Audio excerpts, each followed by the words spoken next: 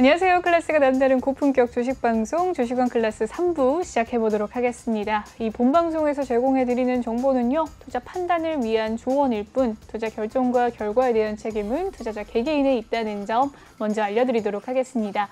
그리고 최근에 저희 전문가들을 사칭하는 피해 사례가 나날이 늘고 있는데요. 저희는 1:1 유사 수신행위나 금전을 요구하는 등의 모든 불법 행위는 엄중하게 금지하고 있습니다. 네, 오늘의 3부는요. 1부와 2부의 전문가님들이 결합을 했습니다. 함께 만나볼 수 있는 시간 가져갈 텐데요. 첫 번째 1부에 함께 해주셨던 전문가님 이주호 전문가님, 그리고 두 번째 함께 해주셨던 나이트 전문가님, 이 두 분 모시고 오늘 이야기 한번 나눠보도록 하겠습니다.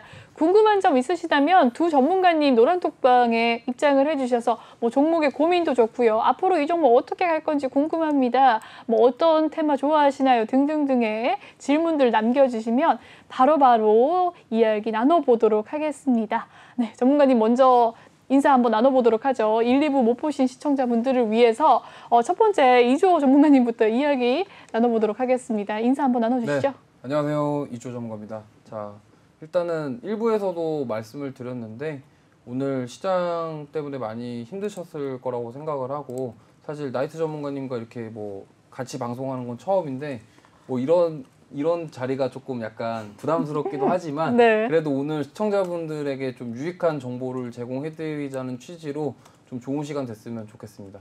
네, 좋습니다. 이주호 전문가님 이야기 잘 들어봤고요. 나이트 전문가님 소개 한번 해주시죠. 네, 안녕하세요. 나이트 전문가입니다. 오늘 이제 3부에서는 이주호 전문가님과 함께 이렇게 좀 방송을 진행하게 됐는데 저 또한 이렇게 같이 함께 하면서 유익한 정보들 전달할 수 있도록 노력해 보도록 하겠습니다. 네, 좋습니다. 현재 지금 전문가님 두 분께서 노란톡방을 운영을 해주고 계신데요. 방금 보여드린 지금 이 자막은 나이트 전문가님 노란톡방이고요. 이주호 전문가님도 원하신다면 지금 다음 나올 겁니다. 주식왕 이주호라고 또 노란톡방 오픈 채팅방에 검색을 해주시면 입장하실 수가 있는데요. 두 전문가님 QR코드 휴대폰 카메라로 찍어주시면 입장 가능하십니다. 실시간 방송으로 소통하는 방송 만들어갈 예정이니까요. 많은 분들 궁금한 점 있으시다면 노란톡방 입장을 해주셔서 전문가님께 질문을 나눠주시면 되겠습니다. 네, 많은 분들 지금 입장을 해주고 계시고요. 실시간으로 많은 분들 들어와 주고 계시네요. 그럼 첫 번째 이야기 나눠보도록 할 텐데요. 오늘 두 전문가님 둘 다 1부와 2부 때 반도체 관련해서 이 주식왕 필살기를 가지고 와 주셨어요. 전문가님들 뭐 히든 종목도 준비를 하셨는데 굳이 반도체 테마였던 이유 잠깐 짤막하게 하나씩 들어보도록 하겠습니다. 주호 전문가님 왜 반도체였을까요? 네, 일단은 아까 방송 때도 말씀을 드렸는데 일단은 우리나라 코스피 지수가 3,000선 다시 가려면 반도체 쪽이 올라와야 된다. 이 부분에 대해서 말씀을 드렸고, 그리고 이미 그동안 시장에서 좀 약간 주목을 받지 못했어요. 왜냐면 작년 11월부터 메타버스들 핫했고, 그다음에 1월 달은 또 에너지 관련주부터 시작해서 뭐 로봇 관련주들 막 이런 여러 가지 섹터들이 많이 움직이긴 했는데 결국에는 저는 그렇게 생각합니다. 뭐 로봇 산업 좋아요. 메타버스 좋아요. 뭐 5G 좋아요. 다 좋은데 앞으로 미래 산업을 이끌어갈 기술들의 근간이 되는 건 저는 반도체라고 생각을 합니다. 그렇기 때문에 반도체가 많이 빠지고 시장에서 주목을 받지 못할 때 저는 매수를 해야 된다.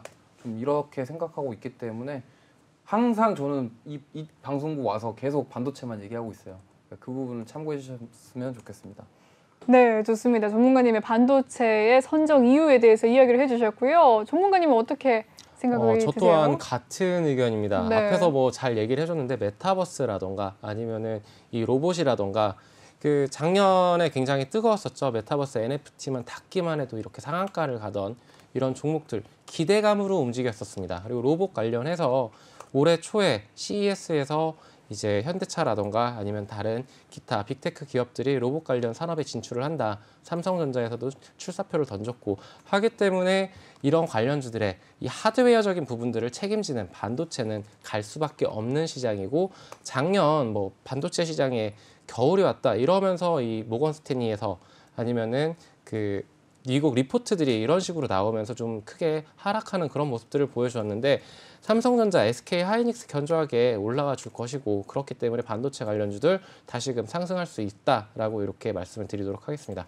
네, 좋습니다. 오늘 전문가님과 갑자기 이렇게 꾸려진 3부이기 때문에 실시간으로 한번 이야기 나눠볼까 하는데요. 먼저 제 궁금증부터 해결해 주시죠. 반도체 하면 사실 코스피의 상위 종목 아니겠습니까? 삼성전자와 SK하이닉스가 있습니다. 여러분, 삼성전자와 SK하이닉스 둘 중에 뭐가 더 낫다 이야기 한번 들어보도록 할게요. 또 지금 들어온 상담인데 불기동동님께서 이주호님의 노란톡방에 들어온 이 불기동동님께서 반도체 상담 부탁드려요. 삼성전자 가지고 계신다고 81,774원에 가지고 계셨다라는 이야기 남겨주시면서 상담 톡이 들어왔거든요. 네. 자, 이 이야기 근간을 토대로 삼성전자와 SK하이닉스에 대한 이야기 한번 들어보도록 하겠습니다. 갑작스러운 이야기라 많은 분들이 당황하셨을 것 같아요. 대략적인 생각은 있으시겠지만 어떻게 보십니까? 일단 삼성전자 제가 아까 방송에서 살짝 언급했었는데 일단 평단가가 얼마라고 하셨죠? 81,774원이라고 하시거든요. 81,774원이면은 상당히 좀 약간 지금 손실 구간인데 제가 봤을 때는 좀 추가 매수를 한번 하셨을 것 같아요. 일단은 상당히 좀 고점이고 지금 어떻게 보면 손실권이 크신 상황인데 아까 방송에서 말씀드렸던 것처럼 지금 저점을 제가 봤을 때는 69,000원 구간 보고 있습니다. 일단 69,000원을 이탈을 하게 될 경우에는 사실은 이게 비중이 지금 몇 퍼센트인지 35%. 35%. 네. 그러면 지금 삼성전자에 대한 비중이 상당히 큰 상황인데 제가 봤을 때는 보통 삼성전자를 매수하고 계신 분들의 경우에는 일단은 성향 자체가 네. 단기 단타보다는 중장기 또 최소 1년, 2년 이렇게 보시는 분들이라고 저는 일단 가정을 하고 말씀을 드릴게요. 단기적으로 봤을 때는 반등할 경우 목표가는 75,000원입니다. 근데 지금 어쨌든 35%라는 비중이기 때문에 여기서 만약에 뭐 비중을 줄이거나 이러면 손실이 발생하게 되잖아요.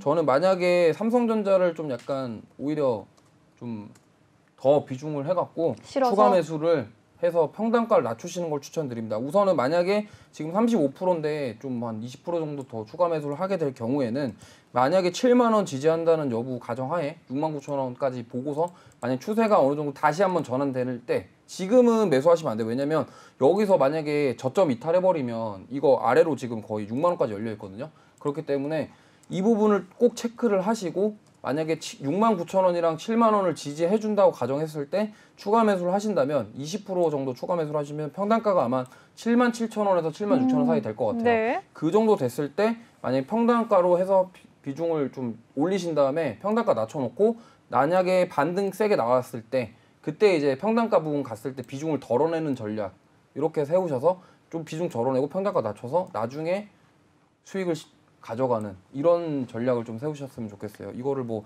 손절하라고 하기에는 사실 그렇죠. 삼성전자 손절하기 힘들거든요. 쉽지 않죠. 네, 그렇게 좀 생각합니다. 네, 좋습니다. 불기둥둥님의 종목 고민이기도 했던 삼성전자에 대한 이 차트 분석 이주호 전문가님께서 도와주셨습니다. 그렇다면 나이트 전문가님께서는 차트 분석까지는 괜찮고요. SK하이닉스와 삼성전자 좀 거시적인 관점으로 어떤 게 더 낫다라는 이야기 한번 부탁드릴게요. 뭐 개인적인 의견이니까요.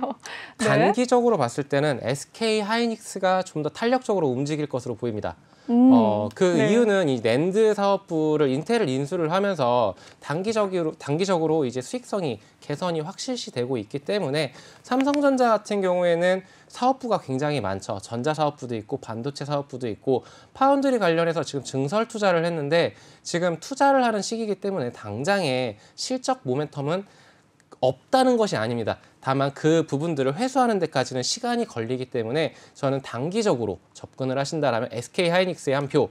하지만 중장기적으로 그리고 이렇게 자식을 대학 보낼 때 입학 자금으로 쓴다. 뭐 이런 식으로 접근을 하신다라면은 삼성전자에 한 표를 던지도록 하겠습니다. 네, 좋습니다. 전문가님의 의견 잘 들어봤습니다. 삼성전자에 대한 종목 고민으로 시작해서요. 삼성전자와 SK하이닉스에 대한 이 이상형, 종목의 이상형을 고르는 시간도 가져봤습니다. 계속해서 이 코너를 좀 이어가 볼까 하는데요. 이 반도체 관련을 해서 이 두 종목을 드릴 테니까 어떤 종목이 더 낫다 내지는 좀 분석 도와주시면 좋을 것 같습니다. 다음 종목은 심텍과 코리아 서킷입니다. 전문가님들의 또 관심 종목이기도 했고 이야기를 많이 해주셨던 종목 중에 하나인데 둘 다 잘 갔던 종목들이에요. 어떤 종목이 더 잘 갈 수 있을지 단기적으로, 장기적으로 좀 이야기를 나눴으면 좋겠습니다. 먼저 이주호 전문가님. 네, 일단은 코리아 서킷이랑 심텍 둘 다 너무 좋은 기업이라 뭐 이게 사실 선택하는데 너무 어렵고요. 네. 사실 그 사업에 대한 부분을 잠깐 설명드리면 심텍 같은 경우는 우리가 흔히 알고 계신 그 패키지 반도체 그 메모리나 네. 메인보드 이런 데 들어가는 모든 PCB를 하고 있는 기업이고요. 코리아 서킷 같은 경우는 약간 성향이 달라요. 그러니까 일반 PCB에다가 FPCB라고 해서 약간 그 플렉시블이라고 해서 그 네. 약간 잘 구부러지고 막 이런 거 있거든요. 오. 그런 것들을 좀 만드는, 그러니까 같은 PCB인데 약간 기술이 좀 달라요. 그런 부분들. 좀 더 유연한. 네, 그러니까 네. 뭐 그런 전장이나 이런 데 들어가는 왜 배전반 있잖아요, 공장에. 네. 그런데 이제 좀 약간 꺾어가지고 들어가줘야 되는 PCB들까지도 한다. 근데 지금 제 화면 좀 띄워주시면은 좋습니다. 일단 저는 뭐 사실 이 실적이나 이런 부분에 대해서 어떤 우열을 가리고 이런 건 없어요. 근데 다만 어떤 게 좀 저평가되어 있냐를 설명을 드리면 네. 심텍 같은 경우는 시총이 1조 6천억이거든요. 네. 근데 영업이익이 아직 실적 발표 안 났어요. 근데 1,600억이에요. 예상치가. 네. 근데 코리아 서킷 같은 경우는 시총이 7천억인데 영업이익이 851억이에요. 그러네요. 간단하게 산수를 해봤을 때 훨씬. 네, 코리아 서킷가 아직 저평가거든요. 그러니까 그렇기 숫자적으로 때문에 봤을 주가가 때. 더 잘 가지도 네, 않았을까라는 그래서 생각도 더 들어요. 많이 간 거기도 네. 한데 심텍도 많이 올랐어요. 네. 그러니까 많이 오른 거로 따지면 둘이 우열을 가릴 수가 없습니다. 다만 이제 이 중에 저는 이제 만약에 하나 고른다면 저는 이제 코리아 서킷이거든요. 이제 그 이유는 아직 덜 갔다. 네. 심텍보다 덜 갔다. 왜냐면 심텍 같은 경우는 거의 뭐 차트 보시면은 지금 뭐 여기서부터 시작된 거거든요. 네. 거의 뭐 2배 정도 올랐고, 아니 여기서 3월부터 시작해 볼게요. 여기서 10배 올랐어요. 정말 많이 네, 올랐네요. 2020년 3월 네. 코로나 이후에 10배가 올랐고, 코리아 서킷 같은 경우는 여기서부터도 아직 6배밖에 안 올랐어요. 아직 네, 6배다. 네. 아직 6배. 네. 그럼 같은 기간에 심텍은 10배가 올랐고 코리아 서킷은 6배가 올랐는데 밸류에이션 측면에서 아직 가치가 코리아 서킷의 가치가 밸류가 더 높다고 봐요. 왜냐하면 네. 저평가니까. 같은 업종 대비해서 저평가다. 그러면 아직 추가 상승 가능성이 있다. 왜? 저는 그렇게 봅니다. 이미 심텍은 좀 갖춰졌고 네. 자리가 잡혔어요. 근데 코리아 서킷은 물론 단기간에 급등이 나오긴 했지만 아직 앞으로 그 FPCB 쪽에 대한 부분 그리고 신기술 고부가 가치에 대한 그런 부분이 있기 때문에 네. 그거로 인해서 만약에 매출이 더 나온다고 한다면 저는 코리아 서킷가 조금 더 상승 여력이 있다. 그리고 마지막으로 수급을 보면 네, 수급 상황까지 살펴보겠습니다. 일단 코리아 서킷 같은 경우는 심텍 먼저 볼까요?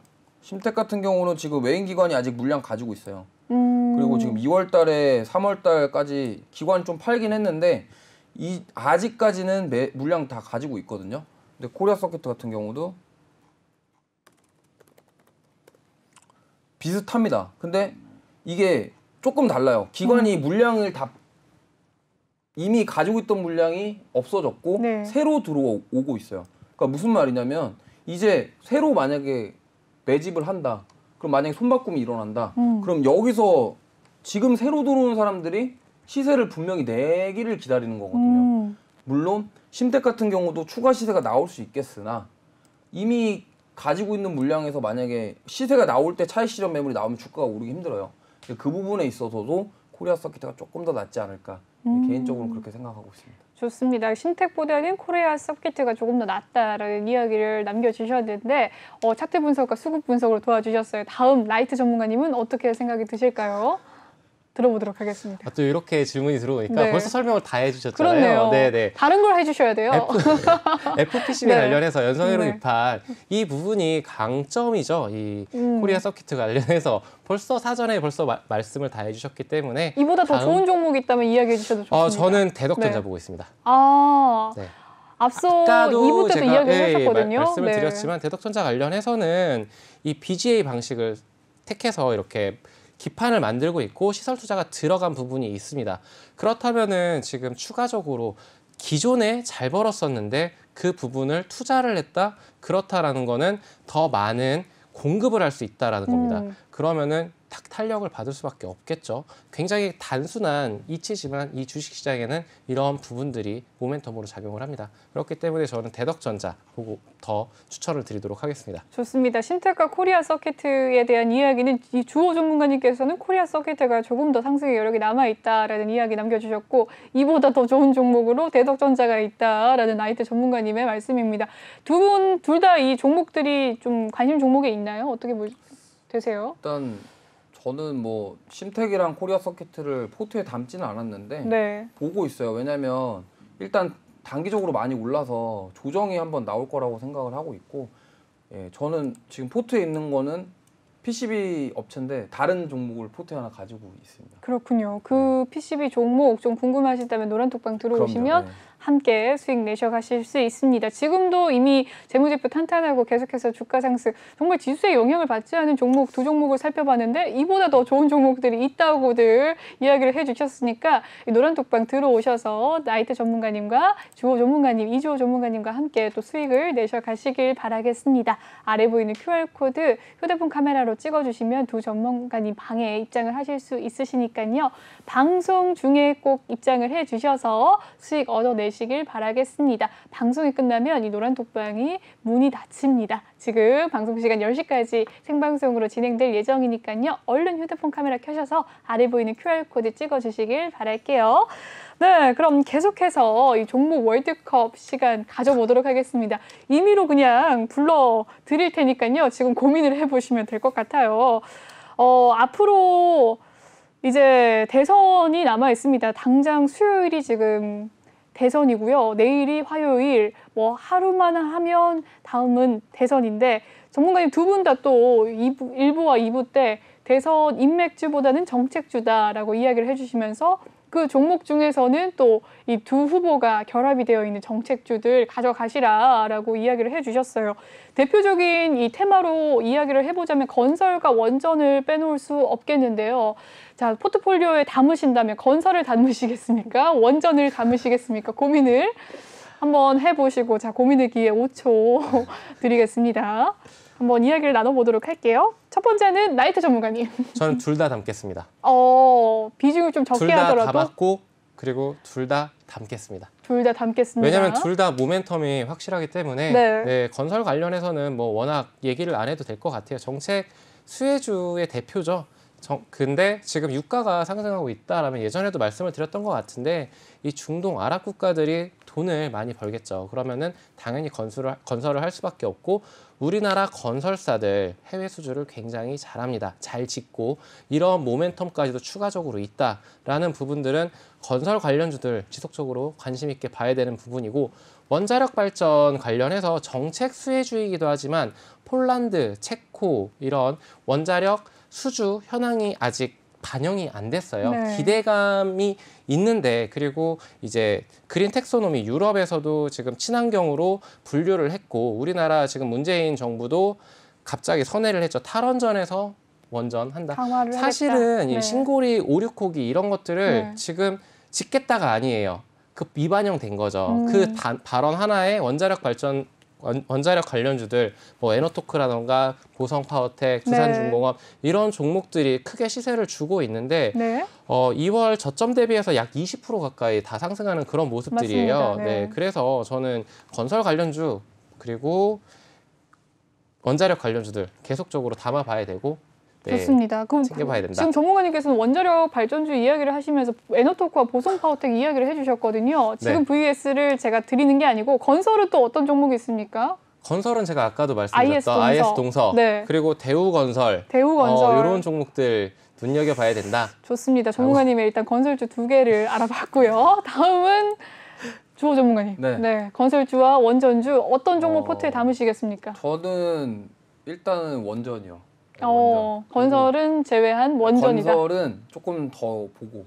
조금 더 네, 보고. 왜냐하면 아직 그 원자재 가격에 대한 부분이 좀 부담이 크고 그리고 얼마 전에 HDC 현대산업개발 사건 있었잖아요. 네. 그 부분이 조금 걸려요. 왜냐하면 그로 인해서 만약에 정부가 바뀌었는데 그 원자재 가격 그리고 재료에 대한 규제 법안이 생긴다면 네. 그게 또 변수가 될 수가 있거든요. 그래서 저도 둘 다 넣는 거 좋은데 포트에 담는 거 좋은데 일단은 그 사건 그 중요한 사건이잖아요. 네. 왜냐하면 부실 자재를 쓰거나 이런 부분 이슈가 있었기 때문에 그 부분에 대해서 법안이 어떻게 되는지 정부가 바뀌면 분명히 그거에 대한 법안도 나올 거예요. 그러면 뭐 예를 들면 시멘트라던가 뭐 콘크리트 뭐 이런 쪽들 그런 쪽들도 수혜를 받을 수도 있고 꼭 이 자재를 써야 된다 이런 말이 나온다고 하면은 그쪽에 수요가 올라가게 될 거고 그쪽 시세가 나오겠죠. 네. 그러면 그 시세가 나오고 나면 그 다음에 이제 건설이 움직일 거라 저는 그렇게 보기 때문에 순환매가 원자재에서 네네네. 건설로 갈 거다. 네, 원자재에서 그다음에 그 건설에 들어가는 자재. 그러니까 원자재 값이 오르는데 그게 안정화되려면은 전쟁이 일단 끝나야 되거든요. 전쟁도 끝나야 되고 그다음에 그 미국 통화 정책에 대한 부분, 스탠스에 네. 대한 부분, 속도까지도 확인을 하고서 들어가도 늦지 않다. 저는 좀 그렇게 보고 있기 때문에 그 부분을 좀 기다렸다가 매수하는 게 좋겠다. 저도 동의는 해요. 건설 부분 지금 많이 빠졌고 네. 지금 뭐 저가 매수 기회임에는 저도 뭐 동의합니다. 근데 하지만 그런 변수들이 아직 남아 있고 그런 이슈들이 남아 있기 때문에 그 부분에 대해서 간과하고 투자하시기보다는 그 부분을 고려해서 그럼 앞으로 이게 주가에 어떤 영향을 줄지까지 판단하신 이후에 좀 상황 보시고 매수하는 게 좋다고 보고요. 원전 같은 경우는 오히려 지금 원전은 매수를 해야 되는 게 맞고 먼저 설명을 잘 해주셨는데 네. 일단은 그 여러 가지 상황 그리고 문재인 대통령이 그 말을 바꿨다라는 거는 뭐 대선 말에 갑자기 바꾸는 데는 저는 이유가 있다고 생각을 해요. 네. 뭐 물론 그 대통령의 단독 결정은 아니고 그 정책을 이끄는 사람들의 결정이었을 거고 그럼 만약에 뭐 집권당이 바뀌거나 바뀔 수도 있겠죠. 여당에서 야당으로. 근데 그렇게 되더라도 어쨌든 그거에 대한 이슈는 분명히 남아 있을 거다. 이제 그렇게 생각을 하기 때문에 지금이 바로 그 원전은 조금 매수해야 될 적기가 아닌가 저는 이렇게 보고 있습니다. 좋습니다. 대선 테마주로서 전문가님들께 이 원전과 건설 관련주 둘 중에 어떤 종목이 낫냐라고 여쭤봤습니다. 일단 나이트 전문가님께서는 두 종목을 다 포트폴리오에 담겠다라고 이야기를 해주셨고요. 이 보성 파워텍과 그리고 에너토크 원자력 발전주로 이야기를 해주셨고 전문가님께서는 건설주는 조금 추후에 담겠다. 이주호 전문가님은 이야기를 해주셨는데 건설은 좀 제외하더라도 전문가님의 원전 관련주 관심 종목 좀 듣고 싶습니다. 원전 관련주는 일단 아까 얘기 나왔던 그 두산중공업. 두산중공업. 네. 아까 이야기 안 나왔는데요. 안 나왔나요? 네. 제가 아까 제 보유 종목입니다. 전문가님의 보유, 나이트 전문가님의 보유 종목이자 주호 전문가님의 관심 종목. 네, 관심 종목. 두산중공업. 네. 많은 분들이 요즘 좀 관심 종목으로 두산중공업 꼽고 있죠. 그게 네. 두산중공업이 이거 얘기하면 제가 히든 종목 얘기했던 게 나오게 되는데 네, 어쨌든 아까 제가 솔직하게 말씀드리면 제 히든 종목에 나왔던 그 종목이 네. 두산중공업인데 네. 일단 원전에 대한 수혜도 있는데 친환경 사업도 해요. 두산중공업이. 근데 뭐 사실 두산중공업이 이슈가 너무 많았어요. 뭐 자회사 매각건도 있었고 그렇죠. 그다음에 뭐 유상증자부터 시작해서 뭐 무상증자 뭐 빚 갚는 거 뭐 여러 가지 이슈가 많았고 사실 이 기업 자체가 어떻게 보면 나쁜 기업은 아니잖아요. 숫자로 잘 찍히는 기업인데 사실 올해 조금 좋지는 않았어요.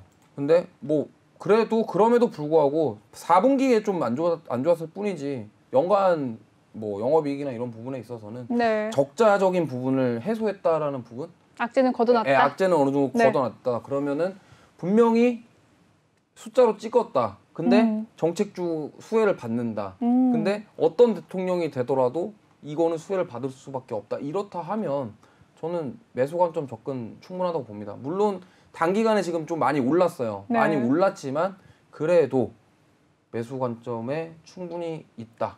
이렇게 좀 보고 싶습니다. 자, 좋습니다. 그러면 원전 관련주로 좀 통합을 한 것으로 듣고 내일 장에 지금 아무도 원전 관련주 하나 안 들고 계신 분들 많으실 거란 말이에요. 어떤 종목 들어가야 됩니까, 전문가님? 저는 두산중공업을 보유하고 있고 네, 현재 수익 중이고 네. 20% 가까이 수익 중이고 네. 보유하고 있습니다. 보유를 했고 네, 그래서 두산중공업 같은 경우에는 조기 채권단 졸업까지도 했고 네. 아까도 잘 얘기해 주셨듯이 그런 부분들 지금 호재가 계속 만연해 있죠. 네, 그리고 SMR 소형 원전 모듈 이거를 만드는 회사로 가장 잘하는 기업이다. 그렇기 때문에 두산중공업 매수 시점으로 저는 보고 있습니다. 좋습니다. 이 보성파워텍 에너토크 두산중공업 이야기를 해주셨는데 전문가님 두 분 다 관심 종목으로 두산중공업 이야기를 해주셨고요. 라이트 전문가님의 보유 종목, 앞으로 이제 또 이주호 전문가님의 신규 보유를 할 종목? 네. 입니까? 네, 네. 좋습니다. 두산중공업을 또 이야기를 해주셨습니다. 가장 중요한 것은 매수 타점이겠죠. 두 전문가님들 노란톡방에 입장을 해주시면 또 신규 진입 가능하십니다.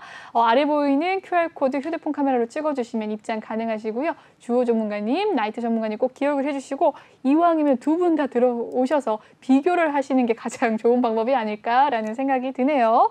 네, 여기까지 대선 테마 관련주 중에서 또 원정 관련주들 이야기를 나눠봤습니다.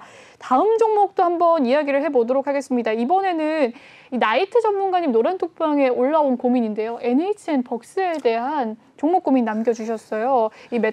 NHN 벅스 싸이월드 관련주로서 네. 내달 2일이죠. 다음 달 2일에 또 싸이월드 이제야 출시한다.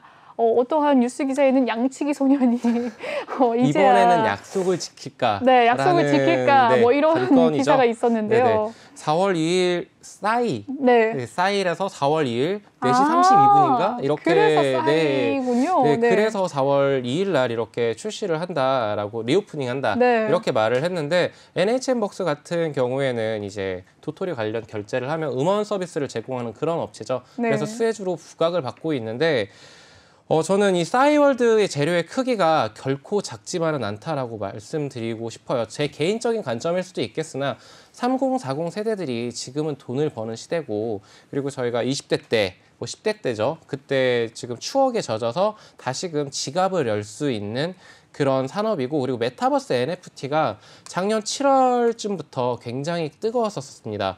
그렇다라는 얘기는 시장의 관심이 아직 지금은 다소 잠잠해졌지만 저는 올 한 해 다시 한번 뜨겁게 타오를 수 있는 섹터다. 다만 그 시점은 아직은 알 수 없겠으나 싸이월드를 시작으로 다시 불 수도 있다라는 말씀을 드리겠고 그래서 NHN벅스 차트 흐름이 크게 지금 개선되는 그런 모습들을 제가 체크를 했었거든요. 네. 지금 NHN벅스 차트 흐름 살펴보고 계십니다. 제가 말씀드렸었던 이때죠. 10월 달 이때 크게 상승을 했다가 쭉 빼줬어요. 쭉 빼줬다가 이 10,000원 라인의 지지 라인을 지켜주고 그러고 지금 다시금 고개를 들어 올리는 이런 모습입니다. 지금 제가 볼 때는 지금 16,750원에 16,800원 네. 16,800원이면은 지금 계속 이렇게 진입가를 계속 두들기고 있는데 아니면 이쯤에서 진입을 하셨을 수도 있겠죠. 네. 저는 제가 볼 때는 4월 2일 이 재료 소멸로 쭉 빼지 않는 이상은 2만 원까지도 충분히 가줄 수 있는 종목이라고 저는 보고 있고 다만 이 라인이 지금 현재 15,000원 라인 무너진다라면은 그때는 그 비중 축소도 생각을 해보셔야 된다. 왜냐하면은 15,000원 라인이 무너진다라는 거는 10,000원까지도 흘러내릴 수도 있다라고 말씀을 드리도록 할게요. 네, 좋습니다. NHN 벅스에 대한 상담 나이트 전문가님께서 도와주셨습니다. 더 자세한 종목에 대한 고민 있으신 분들 아래 보이는 QR코드로 이 주식왕 나이트 전문가님의 노란톡방 입장을 해주시면 되겠습니다. 방송 중에만 입장 가능하시고요. 방송이 끝나면 문이 닫히기 때문에 더 이상 입장을 해줄 수가 없습니다. 휴대폰 카메라로 QR코드 찍어주시길 바랄게요. 자, 그러면 주호 전문가님. 네. 지금 NHN 벅스에 대해서 나이트 전문가님이 상담을 해주셨단 말이죠. 네. 4월 2일 날에 4월 2일로 또 이게 오픈을 한다라는 이야기가 있었는데 전문가님 어떻게 보십니까? 주가가 영향이 있을까요? 예, 일단 싸이월드가 너무 좀 지연이 많이 된 부분이 좀 저는 걸리거든요. 네. 그 부분만 좀 잘 해소가 되고 만약에 제때 출시해준다고 한다면 저는 뭐 시세가 어느 정도 나오지 않을까. 왜냐면 그거에 대한 기대감이 많았었어요. 그리고 네. 관련주들이 많이 움직였고 근데 그런 움직임을 봤을 때 이번에도 만약에 양치기 소년이 된다면 다시는 돌아올 수 없을 수도 있다. 이렇게 좀 약간 걱정스러운 부분이 있는데 만약에 제대로 출시를 하고 그런다면은 좀 어느 정도 시세가 나올 수도 있다고 봐요. 근데 물론 이제 그거 뚜껑은 열어봐야 알겠지만 아까도 제가 잠깐 설명드렸는데 주가라는 것이 원래 기대감으로 상승을 해요.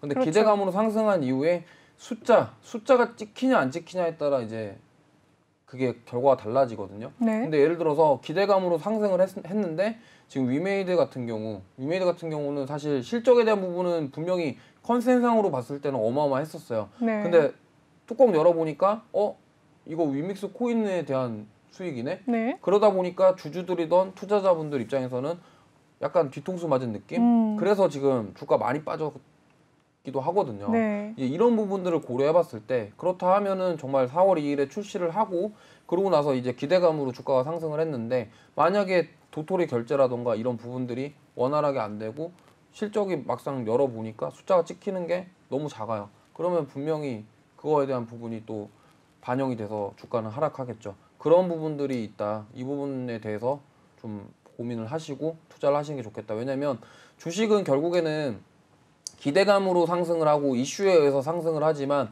결국에 주식의 본질은 숫자거든요. 네. 숫자가 안 나오면 결국에는 그 주식은 결국엔 기대감으로 갔다가 빠지게 되어 있어요. 급등은 급락을 부르고 만약에 그 급등이 그대로 유지가 되는 주식은 여태껏 없었습니다. 예, 없었고 분명히 조정이 나오고 그거로 인해서 만약에 뭐 어떤 조정이 나오고 다시 상승하고 이런 패턴은 있었지만 일자로 쭉 상승하는 경우는 없었어요. 그래서 그 부분에 대해서만 염두해 주시고 투자를 하신다면 저는 뭐 충분히 시세 차익을 낼 수 있다. 매수를 미리 해놓으면은 그렇게 좀 긍정적으로는 보고 있습니다. 네, 좋습니다. 전문가님께서 이제 사이버에드 관련주로 이야기를 두 분 다 나눠주셨는데 게임주와 메타버스를 엮지 않을 수가 없어요. 방금 이야기를 하시면서 위메이드 이야기를 해주셨고요. 메타버스와 게임주도 이제 좀 작년 고점 대비 많이들 내려온 종목들 많고 뭐 아직까지 좀 지지부진한 종목들 많습니다. 전문가님들 보시기에 메타버스와 게임주들 좀 저가 매수의 기회로 지금 신규 공략 진입을 해도 된다?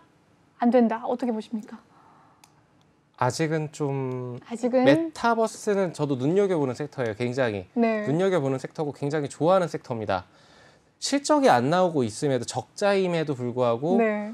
굉장한 기대감만으로 이렇게 상승을 했다? 만약에 이게 상용화가 된다면 근데 상용화가 되기까지는 시간이 걸리겠죠. 5G도 구축이 돼야 되고 하드웨어적인 VR, AR 이런 모든 부분들이 구축이 돼야 되기 때문에 근데 이 메타버스로 페이스북이 메타로 사명을 변경을 했어요. 그리고 빅테크들이 전격적으로 진출하고 있고 삼성전자에서도 메타 사업에 진출을 한다. 이런 뉴스들을 많이 보셨을 겁니다. 그만큼 기대감이 있는 시장이고 뉴스가 붙어줄 때마다 정부에서도 정책적으로 메타버스 관련 사업을 추진을 한다, 밀어붙인다 이런 기사들을 계속적으로 보실 겁니다. 그렇다라는 거는 지금 시장이 대외적인 이런 이슈들로 밀리고 있지만 이 메타버스가 다시금 주도할 수 있는 그런 테마라고 보고 있어서 긍정적으로 보고 있는데 시점이 언제? 그건 모르죠. 그 누구도. 그래서 지금은 저는 약간 관망의 자세로 보고 있어요. 왜냐하면 섣불리 들어갔다가 그거 만약에 밀리게 되면은 네. 고통이거든요. 그렇죠. 네, 그래서 제가 누누이 강조하는 얘기지만 지키는 매매가 우선적으로 돼야 되고 선행이 되어야 되고 그리고 수익을 내는 건 차후의 일입니다. 수익은 언제든지 낼 수 있어요. 다만 지키는 것이 더 어렵다. 뭐 이렇게 말씀을 드리겠고 메타버스 관심 있게 봐야 되지만 지금은 잠시 좀 생각을 해봐야 될 때 좀 더 세분하게 종목을 좀 더 꼼꼼하게 따져봐야 될 때라고 보고 있고 게임 관련주들 이번에 좀 안타까운 사고 소식도 있었고 그리고 자사주 매입이라던가 이런 긍정적인 이슈들도 되게 많습니다만 게임도 마찬가지인 것 같아요. 게임 저도 좀 눈여겨보는 몇 가지 종목들이 있는데 조금 조심스러워요. 네. 아직은 네네. 좀 아직은 조금 조심스럽게 조심스럽다. 접근하고 있습니다. 네, 주호 전문가님도 같은 의견이세요? 어떻게 보세요? 저는 좀 다른데 네. 저는 메타버스는 아직은 좀 반등하기 힘들지 않나. 왜냐면 차라리 반등을 하면은 NFT 쪽이 좀 빠를 것 같아요. 왜냐면 지금 정부 정책 중에 가상화폐 규제에 대한 부분이 있거든요. 네. 근데 물론 메타버스가 가상화폐랑 관련되기도 하지만 저는 NFT 쪽이 더 관계가 있다고 보거든요. 근데 그렇죠. 물론 이제 좀 같이 움직이긴 했는데 어쨌든 대선 끝난 이후에 그런 가상화폐에 대한 정책 이런 부분들이 나오면서 거기서 시세를 다시 한번 줄 수 있겠지만 결국에는 그 NFT 쪽은 어쨌든 그 가상 자산, 블록체인 기술과 포함해서 그런 자산에 대한 부분인데 약간 메타버스가 사실은 저도 약간 의아한 게 결국엔 우린 지금 메타버스가 하드웨어가 준비가 안 되어 있어요. 전 세계적으로. 네. 근데 이게 그냥 기대감으로 그렇게 올랐단 말이죠. 그렇죠. 근데 그게 과연 실제로 갈 수 있을까? 실현이 될 수 있을까에 대한 의구심이 드는 거죠. 그렇다 하면 이제 결국엔 아까도 제가 계속 말씀드렸지만 저는 이제 숫자를 찍히는 거에 대해서 되게 관심이 깊게 보기 때문에 그게 될 수 있냐. NFT는 지금 어쨌든 서비스가 되는 것도 있고요. 네. 뭐 그래서 그게 숫자로 나올 수도 있는 부분이 저는 메타버스 쪽보다는 좀 낫다고 보거든요. 그래서 이제 그 부분 때문에 메타버스보다는 약간 좀 차라리 NFT 쪽 그리고 게임과 엮어서 게임주들은 같이 엮어서 볼 수 있는 그렇게 좀 엮어서 가면 좋지 않겠냐 좀 이렇게 생각하고 있어요. 메타버스와 NFT 게임이 있다면 좀 NFT와 게임 관련 쪽으로 조금 더 관심을 가져보겠다라는 이야기신데요. 전문가님들 이야기를 들어보니까 아직은 때가 안 됐나라는 생각도 들어요. 게임주에 대한 이야기도 조금 더 나눠주실 수 있으십니까? 네, 일단 네. 뭐 크래프톤이랑 NC소프트 얘기를 아까 네. 하려고 했었잖아요. 네, 좋습니다. 최근에 간단하게, 많이 빠진 예. 종목이 게임주 중에 하나죠. 네. 일단 두 가지를 좀 간단하게 설명드릴게요. NC소프트 같은 경우는 일단 숫자가 덜 찍혔어요. 맞습니다. 그래서 네. 신저가를 계속 뚫고 있고요. 네. 특히 리니지 그 W가 사실 처음에 좋은 흐름을 보였는데 네. 결국엔 그 유저들의 불만과 이슈로 인해서 결국은 실적이 안 나왔어요. 그랬죠. 그 부분. 그러니까 리니지 말고 지금 어떻게 보면은 성공한 게임이 사실 요즘에 없거든요. 왜냐면 NC소프트가 예전에 주가가 많이 올랐던 이유는 리니지고 네. 아이온도 있었고. 네. 근데 아이온이 이제 한물 좀 갔고 그러고 나서 리니지 W로 자기네들 뭐 이렇게 돈 좀 벌겠다 하고 네. 출시를 딱 했는데 막상 하고 나니까 뭐 대만이랑 한국 유저들 분쟁 생기고 막 뭐 결제 뭐 환불해 막 이런 얘기들까지 나오면서 사실 네. 실적이 그만큼 숫자를 못 찍어내다 보니까 계속 이렇게 가고 있는 부분입니다. 그리고 크래프톤 같은 경우는 신작에 대한 이슈가 사실 좀 실패를 했어요. 이번에 신작 게임이 좀 안 좋았고 네. 그리고 그 배틀그라운드 그 방식 그 게임 플레이 방식 자체가 약간 매니아적인 부분이 있다. 그래서 배틀그라운드는 성공을 했지만 그 신작 게임 FPS 비슷한 그 장르의 게임이 배틀로얄 형식이 실패를 했기 때문에 네. 그래서 크래프톤 같은 경우는 처음에 상장할 때 약간 고평가 아니냐, 밸류가 너무 높다 이런 부분도 있었고 실제로 실적에 대한 거는 NC소프트보다는 잘 나왔어요. 숫자는 잘 찍혔는데 그러면은 크래프톤은 왜 빠졌냐? 왜 상장할 때 너무 고평가되었다고 사람들이 평가를 했고 네. 그렇다 하면 앞으로 그러면 성공할 게임 뭐가 있는데 이 부분에 대해서 의구심을 가지게 된 거죠. 그러다 보니까 차익 실현 매물들이 계속 나오게 되고 앞으로 그럼 미래에 대한 부분이 없는 거예요. 왜냐하면 기대감 주가가 물론 숫자도 잘 찍혀야 되지만 네. 기대감도 있어야 되거든요. 근데 기대감이 없고 숫자는 뭐 나쁘지 않은데 기대감이 별로 없으니까 계속 빠지게 되는 거죠. 이 크래프톤 같은 경우에서는 의장이 계속해서 자사주를 좀 매입하고 네. 있는 소식임에도 불구하고 오늘도 좀 4% 하락세를 면치 못하는 모습을 보였는데요. 이 크래프톤 그래도 좀 저가의 매수 기회로서도 좀 아니다, 아직은 아니다. 저는 아직은 아니라고 보는 게 이거 지금 기관이 계속 팔고 있거든요. 크래프톤을. 네. 왜 그러냐면 지금 이게 공모가를 거의 이탈한 지 한참 됐어요. 거의 반토막 난 상황이고 네. 실제로 이 지금 그 직원들이 스톡 옵션을 받았거든요. 근데 지금 직원들도 반토막이 난 상태예요. 이게 자사주 매입이 과연 누구를 위한 자사주 매입인가? 저는 그렇게 생각해요. 이거를 오너 마인드로서 봤을 때 저는 물론 자기 회사 주가 부양도 해야 되지만 그 직원들은 안 챙깁니까? 직원들에 대한 부분은 배려는 없고 그냥 자사주 매입하면은 네. 끝날 문제는 아닌 것 같아요. 사실 외국인들 같은 경우는 이런 모습들 우리나라 그 오스테미 임플란트부터 시작해서 네. 여러 가지 도덕성 문제, 셀트리온 분식회계부터 그쵸. 여러 개 많았잖아요. 근데 크래프톤도 사실 시총이 크기 때문에 차지하는 비중이 되게 커요. 근데 외국인들이 봤을 때 이런 환경이 투자하고 싶은 마음이 안 들거든요. 기관도 마찬가지고요. 그러다 보니까 주가 반등하기 되게 힘들지 않나. 그럼 만약에 그렇다 하면 지금 매수 기회는 아니다. 저는 아예 추세 전환할 때까지 좀 기다렸으면 좋겠고요. 그리고 매수하는 시점은 제가 봤을 땐 앞으로 신작에 대한 기대감이 나오는 시점.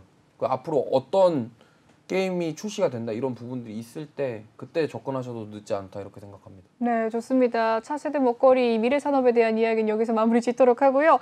계속해서 이 전쟁에 대한 리스크 이야기 좀 나눠보도록 하겠습니다. 방산 관련주들 좀 최근 들어 상승세가 보이기도 했고 나이트 전문가님이 좋아하셨던 하나 에어로스페이스와 최근에 또 상승세 있었던 LIG 넥스원 이 두 종목 중에서 어떤 종목이 좀 나을지 우열을 가려볼 시간을 가져보도록 할 텐데요. 나이트 전문가님 한번 이야기를 나눠볼까요? 네네. 방산 관련주는 뭐 제가 여러 번 강조를 했던 것 같아요. 지금 미국에서 돈을 가장 많이 버는 산업이죠. 그렇죠. 네, 그리고 근데 좀 하나 에어로스페이스와 이 LIG 넥슨을 비교하기에는 좀 다른 관점인 것 같아요. 하나 에어로스페이스는 자회사를 두고 있는 회사입니다. 디펜스와 시스템이라는. 그리고 LIG 넥슨은 방산 업체예요. 네. 그렇기 때문에 좀 다른 업체인데 미국에서 지금 52주 신고가를 지금 지수가 굉장히 밀리고 있는데 네. 52주 신고가를 갱신하는 섹터가 있습니다. 그게 어딘지 혹시 어떤 아시나요? 섹터인가요? 모르겠어요. 항공우주 섹터입니다. 아, 항공우주요? 항공우주 섹터가 네. 굉장히 강하게 지금 상승세를 보여주고 있고 거의 유일하게 이렇게 좀 치고 올라오고 있거든요. 네. 지수가 밀리고 있음에도. 그렇기 때문에 이 항공우주 섹터의 하나 에어로스페이스는 대장격의 종목 그리고 추가적으로 자회사로 네. 방산업체를 가지고 있는 종목이다라고 보시면 되겠고 이 천궁2를 만들고 있는 LIG 넥스원 또한 좋습니다. 그리고 작년을 기점으로 해서 우리나라가 해외 방산 관련해서 수출하는 그런 나라로 도약을 했고 그리고 우리나라가 너무 잘 만들고 있죠. 그 K9 자주포라던가 그리고 장갑차 수주 모멘텀이 있는 하나 에어로스페이스 너무나 잘 가고 있고 지금 아까 방송에서도 말씀드렸지만 52주 신고가를 갱신을 했어요, 오늘. 네. 그러면서 살짝 조정을 주기도 했지만 눈여겨보고 있는 종목, LIG 넥슨이 나쁜 종목이냐라고 말을 한다면 그렇지도 않아요. LIG 넥슨 또한 실적 뒷받침되고 있고 천궁2 수출 호조 보여주고 있고 그리고 지정학적 리스크가 커지면서 지금 현재 스웨덴 그리고 핀란드가 이제 중립국가였잖아요. 그런 나라들도 이제 나토 가입을 지금 고려할 만큼 지금 이제 러시아의 침공에 대한 그런 우려들을 가지고 있으면서 국방비를 크게 증가시키고 있습니다. 그러면은 이제 우리나라가 지금 수출을 잘하고 있다라고 했는데 다른 타 국가들에 비해서 타 국가 이렇게 탱크라던가 아니면은 자주포라던가 이런 부분들이 밸류는 성능은 굉장히 좋은데 가격이 저렴한 이런 메리트들 그렇기 때문에 앞으로 수주가 계속될 것이고 저는 그래서 두 종목 다 추천을 하지만 굳이 꼽자면은 저는 하나 에어로스페이스 말씀드리도록 할게요. 네, 좋습니다. 하나 에어로스페이스 같은 경우는 항공우주로도 엮여 있고 계속해서 좀 주가가 신고가 랠리를 좀 이어가고 있는 상황이라는 것은 알겠는데 이 LIG 넥스원도 계속해서 좀 상승 흐름, 뭐 리스크가 지정학적 리스크가 끝나도 상승 흐름이 좀 보일 수 있나요, 전문가님? 그럴 수 있다라고 네. 생각하고 있어요. LIG 넥슨. 근데 이제 테마가 순환매가 돌잖아요. 네. 그렇기 때문에 지금 지정학적 리스크로 굉장히 부각을 받고 있는 만큼 지금 LIG 넥슨 차트를 좀 보도록 할게요. 좋습니다. 네. 지금 수급 현황이 딱 보더라도 외인과 기관이 계속적으로 담아두는 모습을 보여주고 있고 차트는 장기적으로 봤었을 때 상승하는 추세입니다. 그렇네요. 네. 그리고 차트를 좀 줄여서 보게 되면은 이 종목 같은 경우에 만약에 네. 이 쌍고점 라인을 단기적으로 이 쌍고점 라인 1, 2 여기를 78,000원 라인을 돌파 안착을 해준다라면은 네. 저는 충분히 여기까지도 10만 원까지도 갈 수 있는 종목이라고 보고 있습니다. 좋습니다. 전문가님께서 이 하나 에어로스페이스와 LIG 넥스원에 대한 분석 도와주셨는데요. 나이트 전문가님과 함께하고 싶으시다면 아래 보이는 QR코드 휴대폰 카메라로 찍어주셔서 입장을 해주시면 되겠습니다. 전문가님이 사랑하는 하나 에어로스페이스에 대한 종목에 대한 이야기 계속해서 나눠 가실 거고요. LIG 넥스원에 대해서 혹시 또 궁금하시다면 전문가님께 여쭤볼 수 있는 기회 가져가실 수 있습니다. 방송 중에만 입장 가능하시니까요. 휴대폰 카메라 지금 바로 켜셔서 아래 보이는 QR코드 찍어 주시면 되겠습니다. 네, 전문가님. 네. 주호 전문가님, 나이트 전문가님께서 이야기를 좀 잘해주셔가지고 열심히 네. 아까 찾아보고 계신 것 같은데 조금 더 추가할 네, 사항이 있을까요? 제가 추가로 말씀을 드리면 네. 이 종목은 사실 뭐 둘 다 너무 좋아요. 너무 좋고요. 뭐 여타 다른 방송도 뭐 있고요. 일단 숫자 찍힌 거는 뭐 말할 게 없어요. 네. 말할 게 없는데 다만 이제 두 개를 좀 비교하자고 하면 하나에어로가 약간 더 저평가예요. 그러니까 지금 제가 아까 계산하고 있었거든요. PER을 계산해봤는데 네. LIG 넥슨은 15 정도 되고 네. 이제 하나에어로가 10일 정도 되거든요. 오, 근데 이게 원래 퍼가 방산 쪽이 원래 좀 낮아요. 그렇군요. 근데 얘네는 둘 다 좀 약간 다른 거에 비해서 높은 편이긴 하거든요. 근데 일단은 뭐 그런 저평가된 거 봤을 때는 하나에어로가 조금 더 저도 좋다고 볼 수 있겠으나 근데 사실 이게 또 100% 맞는 건 아니거든요. 그렇죠. 네, 그 부분 때문에 사실은 둘 다 방위 산업인데 일단 하나가 너무 커요. 이쪽 시장에서 차지하는 뭐 비중 자체가 너무 크다 보니까 이걸 약간 넘사벽이라고 해야 될까요? 완전 대장주인데 어쨌든 LIG 넥슨도 나쁜 기업은 아니다. 근데 다만 이제 제가 우려의 목소리를 드리면 다 좋아요. 다 좋은데 지금 어떻게 보면은 이 부각된 부분이 숫자뿐만이 아니라 러시아 이슈가 있기 때문에 부각이 그렇죠. 된 부분이잖아요. 네. 만약에 그 이슈가 사라졌을 때 과연 이 숫자가 이 주가에 맞는 것인가에 대한 그 밸류적인 부분은 한번 고려를 해봐야 되지 않을까. 왜냐하면 이 밸류에이션이라는 게 그 이슈나 이 부분이 반영되지는 않거든요. 그러면 그 밸류와 주가가 맞는 거냐, 이슈가 붙어서 네. 그냥 알파로 작용한 건 아니냐, 이 부분에 대해서 따져봐야 된다. 좀 이 말씀까지 좀 드리고 싶고 둘 다 너무 좋은 기업이에요. 뭐 더 이상 뭐 설명할 게 없고 재무제표 가지고서 뭐 어떤 말을 할 그게 없어요. 특히 하나에어로 같은 경우는 네. 뭐 많이 아시겠지만 그렇습니다. 그래서 뭐 예, 뭐 더 이상 드릴 말씀이 없네요. 좋습니다. 두 기업 다 저평가가 된 종목이고 조금 더 저평가가 된 기업은 하나에어로스페이스다라는 이야기 남겨주셨습니다. 이렇게 전반적인 방상주 이 두 종목 좀 살펴봤고요. 여기까지 좀 마무리를 짓고 전문가님들 이조 전문가님 노란톡방 지금 QR코드가 나가고 있습니다. 아래 보이는 QR코드 휴대폰 카메라로 찍어주시면 전문가님 노란톡방에 입장 가능하신데요. 시간이 얼마 남지 않아서 마지막으로 30초씩 전문가님 노란톡방 홍보 한번 들어보도록 할게요. 첫 번째 나이트 전문가님께서 마지막으로 이야기 남겨주시죠. 네, 자주 드리는 얘기지만 우선 선제적으로 지키는 매매가 우선적으로 돼야 되고 그리고 추후에 수익을 실현하는 그런 매매가 이루어져야 된다라고 말씀을 드리고 있겠고 그리고 종목을 선별함에 있어서 저는 두루두루 살펴보거든요. 기본적 분석과 기술적 분석 그리고 재료의 캐파 이런 모든 부분들을 시나리오를 짜가면서 이렇게 진입을 하고 있고 그리고 정확한 매도 타이밍 이렇게 제시하고 있다라고 말씀을 드리도록 하겠습니다. 그래서 실제로 지난 달 마지막에는 두산중공업, 에너토크 이런 원자력 관련주들과 그리고 현재 보유하고 있는 종목들 반도체 관련주들 수익 중이다. 하나에어로스페이스 재진입 타점 노리고 있다. 뭐 이렇게 좀 정리를 해드리도록 하겠습니다. 네, 좋습니다. 나이트 전문가님 이야기 잘 들었고요. 시간이 얼마 남지 않았습니다. 네. 짧게 부탁드릴게요. 일단 저는 뭐 이슈나 이런 거에 따라서 따라가는 매매보다는 미리 좀 매수하고 선침해하는 전략을 추구하는 매매를 하고 있고 노란톡방 들어오시게 되면은 저희 뭐 교육에 대한 부분, 주식에 투자하면서 도움이 될 만한 팁들 그리고 뭐 종목 분석은 영상으로 제가 직접 올려드려요. 그러니까 그런 부분들 도움 받고 싶으시면 들어오시면 도움 받으실 수 있다. 대신 오셔가지고 눈팅만 하지 마시고 저한테 말을 해주셔야 돼요. 소통을 해야지 도와드리니까 그 부분에 네. 대해서만 좀 인지하고 들어오셨으면 좋겠어요. 네, 좋습니다. 전문가님들 오늘 고생 너무 많으셨습니다. 네. 고생 많으셨습니다. 네, 다음 주에 고생하셨습니다. 뵐게요. 네. 네, 오늘 준비한 소식은 여기까지입니다. 이 본방송에서 제공해드리는 정보는요, 투자 판단을 위한 조언일 뿐 투자 결정과 결과에 대한 책임은 투자자 개개인에 있다는 점 알려드립니다. 그리고 최근에 저희 전문가들 사칭하는 분들이 많은데요. 저희는 모든 불법 행위를 엄중하게 금지합니다. 오늘 준비한 소식 여기까지고요. 내일 7시에 다시 찾아뵙도록 하겠습니다. 시청해주신 여러분 고맙습니다.